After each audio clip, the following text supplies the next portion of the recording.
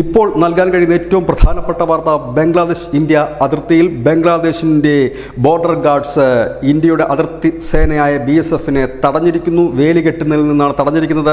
2012 കരാർ അനുസരിച്ചാണ് വേലികെട്ടുന്നത്. ഇതാണ് ഇപ്പോൾ അതിർത്തിയിൽ തടഞ്ഞിരിക്കുന്നത്.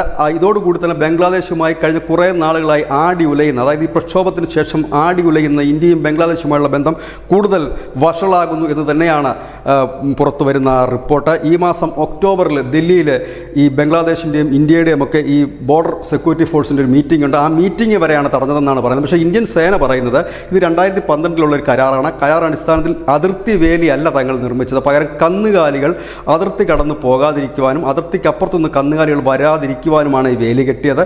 കാരണം ഈ അതിർത്തി കടന്നു പോകുന്ന കന്നുകാലികളെ ചൊല്ലി ഗ്രാമീണർ തമ്മിൽ പലപ്പോഴും സംഘർഷവും വാക്കേറ്റവും ഉണ്ടാകാറുണ്ട്. അത് ഒഴിവാക്കുന്നതിന് വേണ്ടിയിട്ട് കന്നുകാലികളെ തടയുന്ന വേലിയാണ് കെട്ടിയത്. ഇതാണ് ഇപ്പോൾ ബംഗ്ലാദേശിൻ്റെ ബോർഡർ സെക്യൂരിറ്റി ഫോഴ്സ് അല്ലെങ്കിൽ ബോർഡർ സെക്യൂരിറ്റി ഗാർഡ്സ് തടഞ്ഞിരിക്കുന്നത്.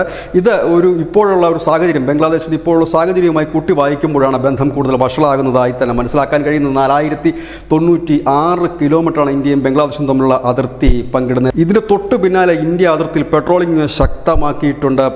ബംഗ്ലാദേശിൻ്റെ ബോർഡറിലും ഒപ്പം തന്നെ ഈ ബംഗ്ലാദേശ് അതിർത്തിക്കുള്ളിൽ ബംഗ്ലാദേശിൻ്റെതായ പെട്രോളിംഗും ശക്തമാക്കിയിട്ടുണ്ട്. അത് ഇരുവിഭാഗത്തിലുള്ള ബോർഡർ സെക്യൂരിറ്റി ഫോഴ്സുകൾ ഇത്തരത്തിലേക്ക് ഒരു നീക്കം ഇത് ആദ്യമാണ് എന്ന് തന്നെ നമുക്ക് പറയേണ്ടി വരും. News desk, news India Malayalam.